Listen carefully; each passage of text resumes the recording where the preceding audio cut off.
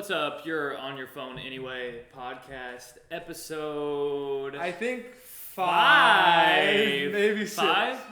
Episode 5.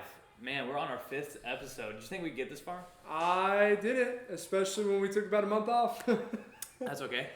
We just got a little distracted there. But now we are fueled up. We are focused up. And we are fired up for the podcast. Welcome everybody to the podcast. This week, we've got a very special guest on this week. We do have a special guest on this week. The absolute MVP of Urban Air.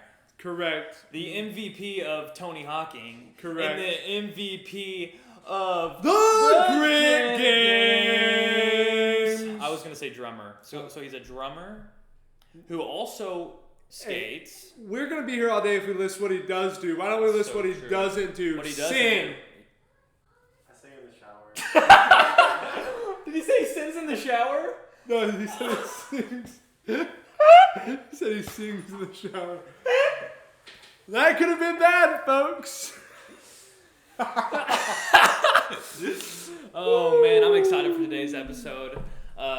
Look at the background we got today. We got this is a to come. I just want to say this is a professional setup this week. You need to lower the voice if it's that close. We got a professional setup this week. We have number one. Okay, so when we started this podcast, if you go back to episode 1, what do we have? Take a look. Nothing. Terrible audio, terrible video, terrible content. Now, 5 episodes later, and a few LBs lower from the both of us, we have a fantastic new camera. True. Thank you, John. Thanks, John Bradford and Life Church. We have a brand new old microphone that I had the whole time. We have a phone going off in the background. It's that production crew. So, also just the like best that, is yet to come. We got the best is yet to come. We upgraded from our podcasting book. Yes. Because now we're podcasters. Yeah. So we don't need that anymore. We got real books. And we have a professional setup. So, you know, if you're ever discouraged in your first 2 podcasts, just know by the 5th one you should be fine. Yeah. Because we've really glowed up here. And I feel good about it. Same. How was your week? My week was good. Preaching twice this week. I don't remember. Double dipping in the word this week, huh? Oh, I only read the Bible when I preach. I'm kidding. We kind of talked about that. Yeah, I built a sand volleyball court for the church. Yeah, how was that? It was good. For those of you that don't know, we say it is good when it's not good. It's a Navy SEAL line. Yeah. That everything's good because you get something out of everything. Yeah. How long do you think I would last in Bud's training? Hell week. I would ring that bell quick. I tell you what, that would be brutal. So the purpose of the when it comes to Hell Week or whatever, because you have to get through the whole week, right? And I think you get an hour of sleep. And if you quit, they make you go ring the bell, basically telling everyone that you're quitting. You get to be like, yes, this was awful. Yeah. A couple other things happened this week. I think Real Friends that we've been doing at Life High. I think that's my favorite series we've done.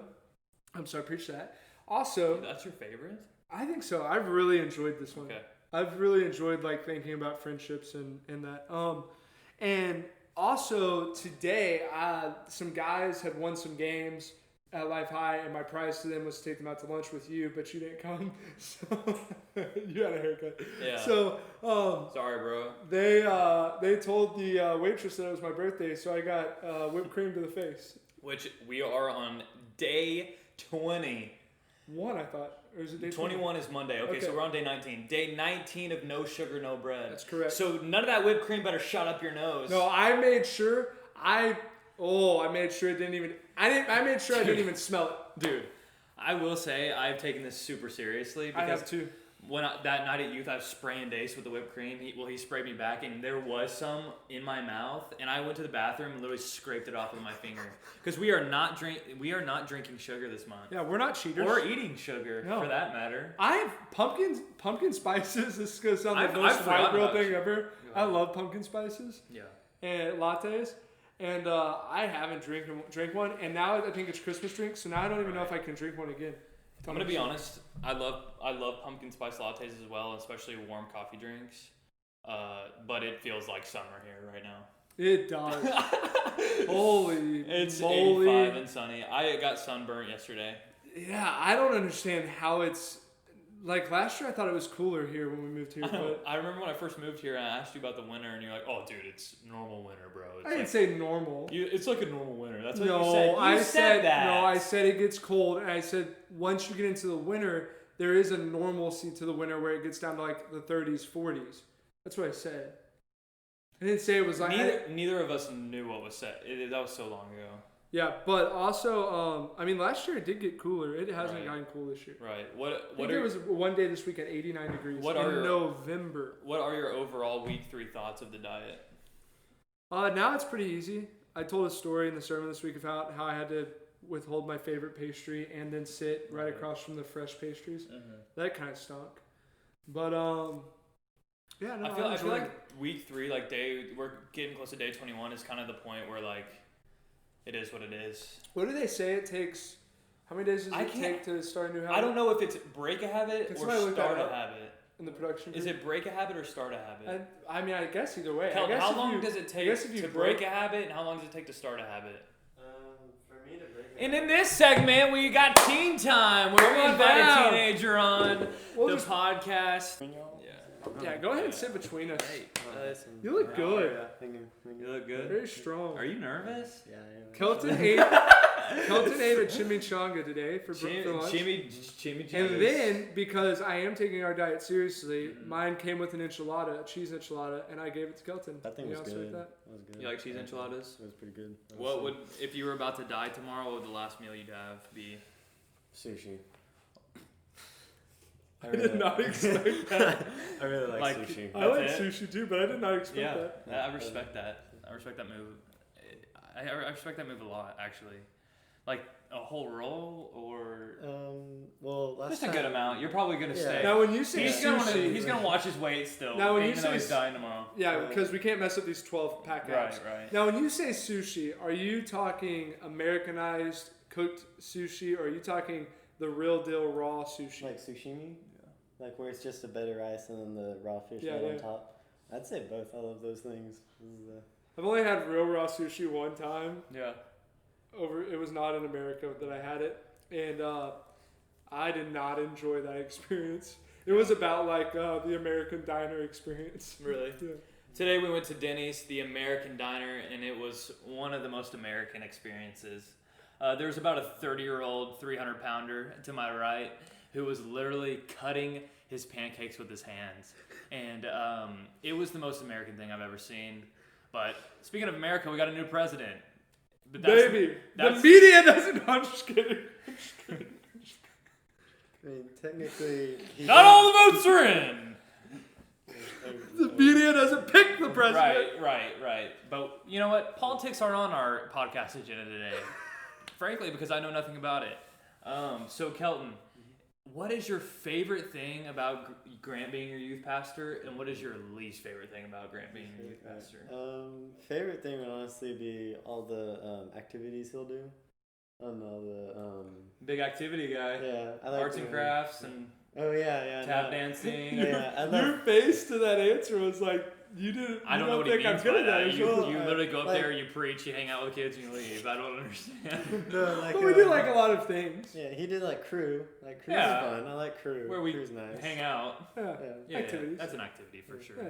What's your top 5 activities you like doing? You know, top 5 activities? Yeah, well, actually, let's get skateboarding. I had totally skipped over my favorite part of that Great segment. gaming. We love segments here on Your Phone Anyway podcast. Big segment show. And since we love segments, I almost just skipped over my favorite part of the last segment, which is, what is your least favorite part about him being the youth pastor? He won't get me a manual pad. A manual pad. This is some skateboarding thing. We used to have a skate park. No, that's at a our drummer church. thing. No, it's a skateboard. We used to have a skate park at our church, but we are now no longer allowed to because of liability reasons. And I've tried to explain this to Kelton, but he does not like my answer and really wants to skate at He's a church. big not taking no for an answer guy. Yeah. Hey, all they can do is say no. Yeah. That's what my dad used to say. Yeah, that is such a Russ thing to say. So how do you feel about having the lowest percentage of body fat in our youth group this year? Lowest? I feel pretty good. You're pretty shredded up. Yeah. I mean, Speaking of shredding up, when's the last time you skateboarded? actually, probably a week ago. He literally actually just said at lunch, I brought both my skateboards with me. So Both of them? He needs two? One for each foot? One of them has grip tape that'll For sure, tear yeah. up my shoes, but the other You one... gotta have the grip tape. The other one has rubber grip tape, so it doesn't tear up your shoes. Yeah. now, can we talk about something very serious? I have grip tape on the back of my controller. That's smart. That's smart. So Can we talk about something serious? Did you cut your hair because you wanted to or because Riley made you? Oh, that was actually because my mom. And Oh, my dad. the mom. But it was also because during basketball. her mom or your mom? My mom. Okay. Yeah. My hair, Riley, you're not gonna be. Oh, I'm just kidding. Anyways. No, my hair will get curly whenever it gets longer, and sometimes it curls inward. So I'll be running and it'll get sweaty, and it'll curl and just poke me straight in the eye, and it hurts so bad. We're definitely gonna put a picture of you with long hair right here. Yeah. Oh, man. So we're gonna need you to send us that. Yeah, it's gonna be right here. What was the most depressing moment of your life? Most depressing? Yeah. Oh man, probably my dog died. When I was, How did he die? He had a tumor in his throat, actually. So he didn't even die by the tumor. He died because he couldn't breathe. The fact that the dog died of this question. This is Dude, not super- only did his dog have a tumor, but the dog's tumor was in his throat, so he couldn't breathe. My dog died one time. I was so sad about it. I didn't go to school the next day. Went the next day. Walked in with my mom to the principal's office, and the principal, my mom was a teacher. The principal, the first thing he said when I walked into the office was, I couldn't sleep yesterday because these stupid dogs were barking and I just broke down. That's the number one worst he thing. felt so bad. That's pretty funny. His name was actually. Rick Sayre, Yeah. I believe. Mine was Kenai. He was really big and fluffy. I met the principal. How many bones The have you dog's name broken? was McGuire. I was talking about my dog. How many bones have you broken? I have never broken a bone in my body. Really? Mm-hmm. You That need, athletic. then the risk level of your skateboarding needs to. Yeah, are you risking the biscuit enough? Honestly, I have almost sprained my ankle a few times, but I wear high tops. How do you almost sprain your ankle? How do you know you Well- almost sprung it Well, up? because I'll hit it really bad sometimes, and I can't walk on it for a few minutes, and then after that, I'm fine. Oh. Well, that's What because you have the is- Holy Spirit. Yeah. Yeah. What? The way you said yeah right there. Yeah. What is your favorite skate park? My favorite skate park? Oh, I've gone definitely the North Houston one. I mean, it's mostly bowls. North Side. Yeah, it's literally That's the near Dallas. border. Yeah, it's the skate park itself is on the border of the Bloods and Crips though.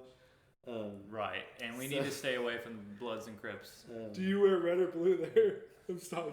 You would go neutral there, right? I wear purple actually. Yeah, Yeah. yeah. I would probably go with a little brown, little gray sweat. Did you also know that Kelton builds robots? He does. He teaches a robotics class. That's how good he is at robotics. I teach 4th and 5th grade at ACS robotics. When? On Fridays. Do you not have from- school? I didn't even know this about him. That's why I was thinking. No, it was they needed a teacher because if they didn't have one, they wouldn't really be able to do it, and so. Do you get paid? Also, do you have a cat? Jeez, Actually, son. I have are we a- doing around I have here? a dog. It's I can very- tell. I feel like he's with me right now. He's all over Yeah, your shirt. It's a she actually. Oh, she's great. Yeah. I hope she doesn't get a tumor in her throat. So you have a girlfriend, and I know we're talking. Are you serious? Okay, so I He has can't a- date. You can't yet. I can't date till I'm 18. Right. He has a friend. But you have a prospect. That is a girl. You are recruiting right now. He And has there's a 5-star recruit out there. he that has you a had friend. I like that idea of recruiting. Okay. That's a. Let's not. Riley, don't watch this. Riley, it's fine. Don't it's watch fine. this, Riley. It does not matter. Man, when What? I heard But When your you parents can like date, Riley. hey, Your parents like Riley. Yeah. but when you can date and you can drive, where's the first date gonna be I at? already can drive. When you date, when you go on your first date with Riley officially, where are you gonna take her? I really want to go to Taco Bell.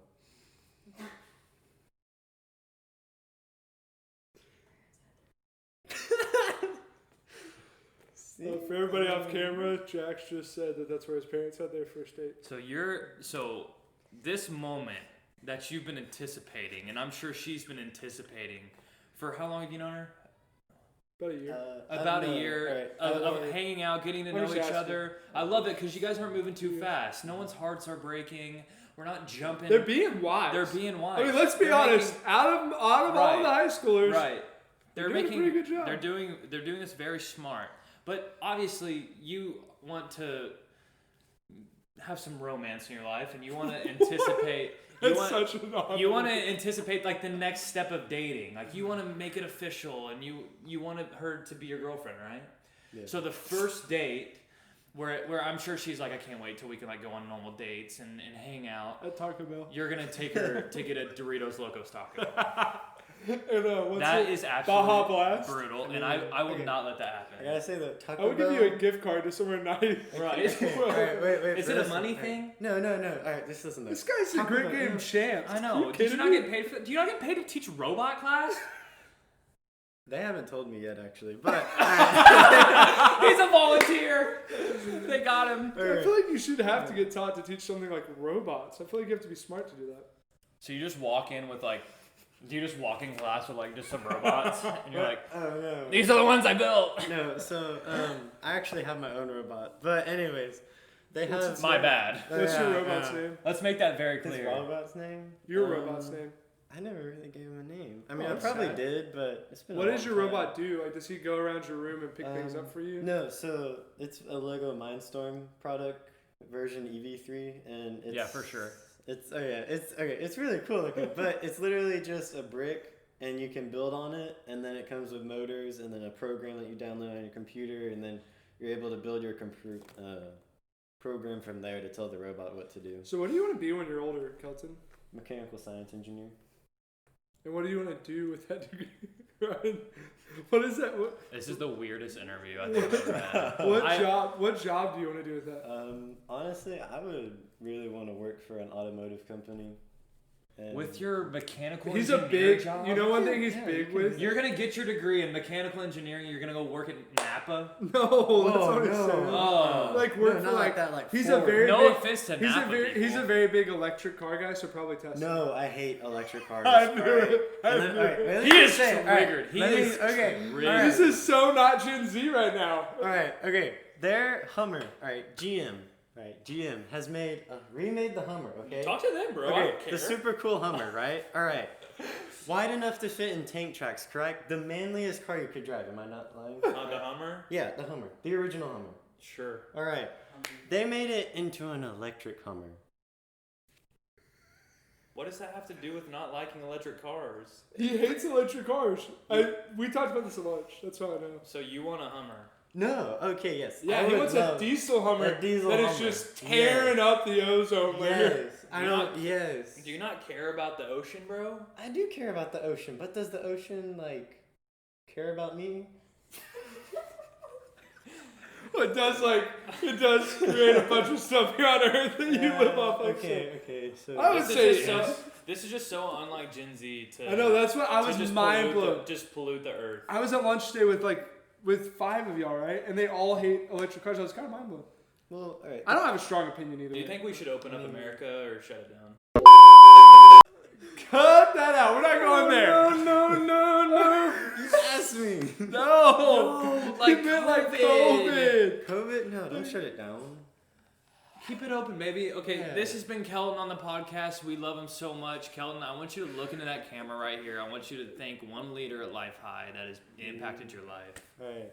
Thank you, Joey, for pushing me and getting me to go to Grit Games Pro tryouts. It was a real pain, but thank you. But you won! Not the pro tryouts. Oh. The games I did. Did you make the pro team? That's enough. We'll know by the end of the That's enough month. of him. Yep. All right. Love you. Get out of here. You All right. Go pollute the Earth and blast off. I will say, we can talk about whatever you want to talk about because I left my phone. It's updating to iOS 14 right now that everyone got about 2 months ago. I was about to say. And I didn't know it was going to take a year to download, so we It can takes talk a about while. whatever you want. Okay, so there's a couple things. Do you have a Motivation Monday for us? Because I feel like the people really need to be motivated. Right. My motivation My Motivation Monday today is less. See, we have too many stupid quotes in life. We're sick of quotes. Show me what to do. Tell me what to do. What is the system that we need? So Motivation Monday, number 1, you need to get fueled up, baby. Tell them what fueled up is. Fueled up means you need to get some Lamborghini fuel in your body. You need to get some fruits, some veggies, some whole grains, some proteins. And you need to get your body energized and ready to go. Number 2, you need to get focused up. You need to get locked in. You need to act like the world depends on you today. And if you don't wake up and put on your big boy pants, then the world is going to fall. Number 3, you need to get fired up. And you need energy, baby. I want to ask you, have you checked your energy? You know, I get an energy bill every month and it tells me how much energy I use. I wonder if I got an energy bill in your life. How much energy have you used? Some of you walking into class, walking into school. I need you to come in there and I need you to be a thermostat and set the temperature. Stop being a thermometer.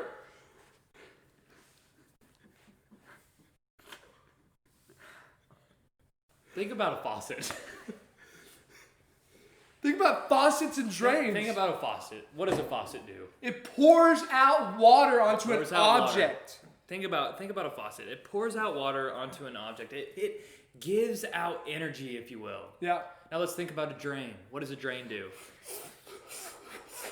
It sucks that energy out of you. Now in life, do we want to be in your school, in your classroom, in your household, in your workplace? Do you want to be a faucet or do you want to be a drain? Let's show them really quick. I'll be your teacher and you be a faucet and be a drain. Okay, this is going to be drain. Okay. Hey Ryan, welcome to class today. Wait, this is not starting. This is not starting.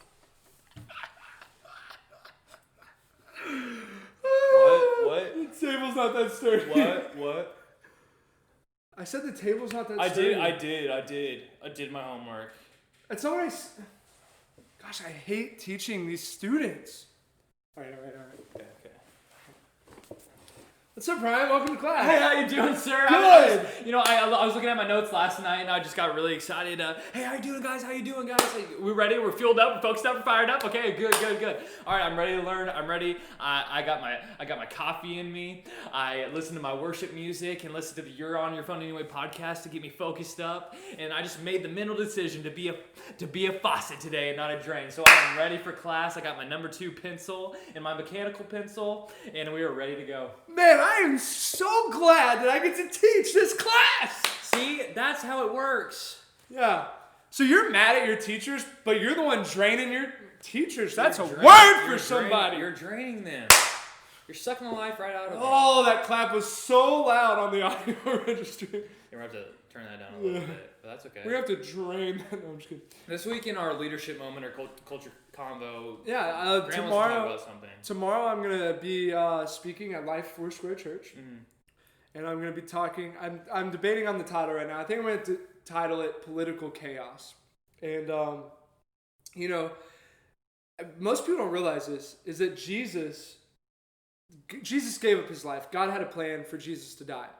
But what allowed that plan to be executed and Jesus to be literally executed was a small group of religious elites and a small group of Roman political power figures. And there's a verse right after Jesus resurrects Lazarus from the dead. And it's the high priest, which would have been one of the religious leaders.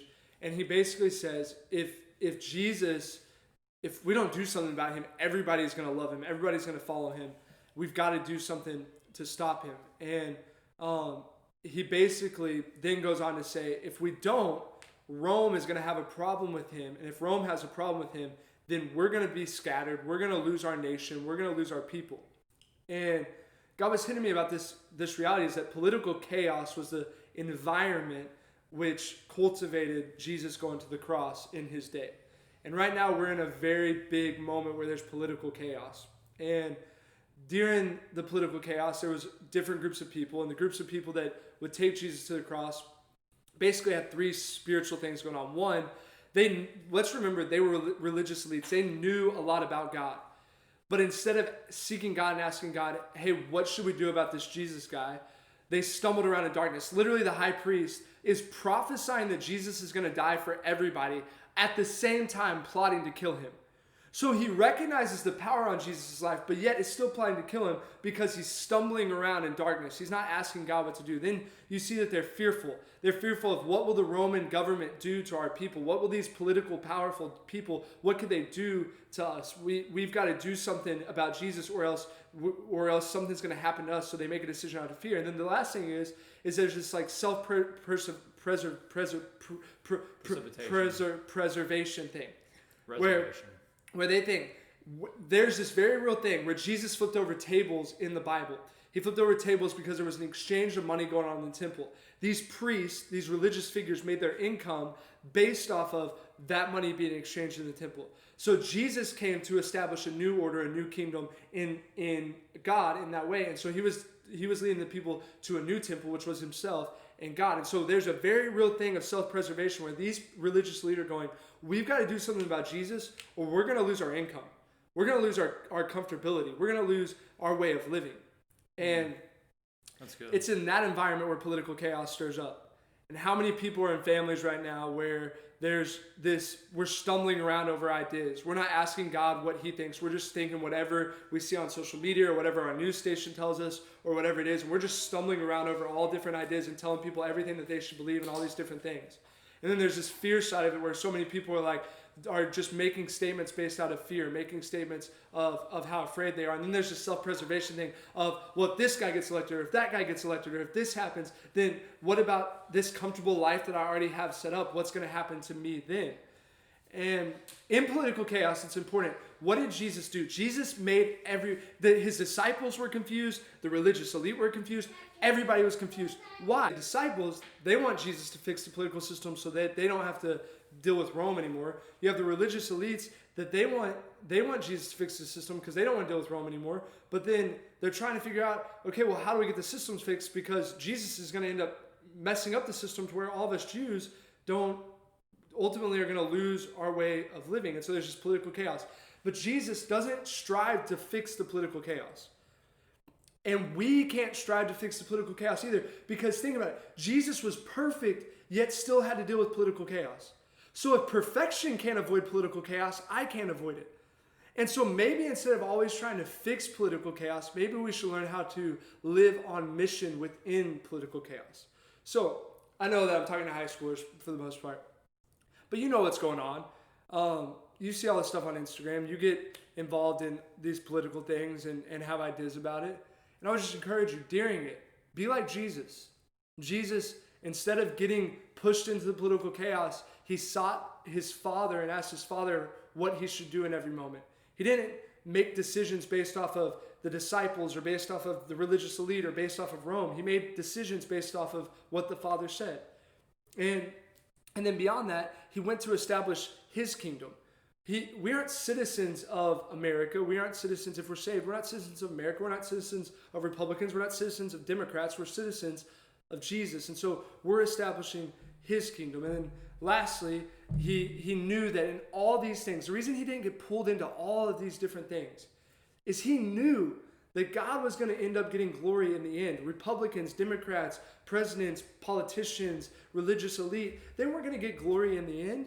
God was going to use all of the things that they thought they were doing out of wisdom, and he was going to make them look like fools as he has accomplished his plan and his mission. My last thing is this, is that Jesus on Passover rides in to a town. He enters in from the west, I believe, maybe the east. It was tradition during that time that Pontius Pilate, the leader of the Roman Empire, of that portion of Rome, would come in from the opposite side of the city. Every time he came in, every year at the Passover, he came in and people would celebrate him. Jesus didn't go the same way as Pontius Pilate. He didn't try to stop Pontius Pilate from making his entrance into the city. He didn't try to have a bigger entrance on the same side as Pontius Pilate. He came in from an entirely different part of the city. And I believe it's a picture of Jesus saying, I'm not here to fix political systems. I'm not here to overtake political systems. I'm here to come in a whole new way. I'm here to usher in a new way, usher in a new kingdom. I'm here to bring about a new way of living. So you don't have to get pulled into all the political garbage. You don't have to get pulled into all the posting on social media and all the jargon and the garbage, but you can actually follow Jesus and live on mission in the midst of political chaos, which I think is pretty cool. That we can live with our heads above the water, because this isn't our home. This isn't where we're citizens to. We're citizens to a higher kingdom, which is heaven. So that's my thought. You're on your phone anyway podcast, episode 5 concluded. Friendsgiving this Wednesday. I cannot wait. I can't eat a lot of the stuff. That's okay. We're gonna be there, and we're gonna eat spiritually, baby, and we're gonna eat so much protein. We're going to have a lot of fun games. We are? Yeah. Okay, cool. We're going to have a lot of fun games. It's going to be a lot of fun. And lastly, it's going to be a lot of fun. So we'll see you Wednesday. We love you. Episode 5. Peace!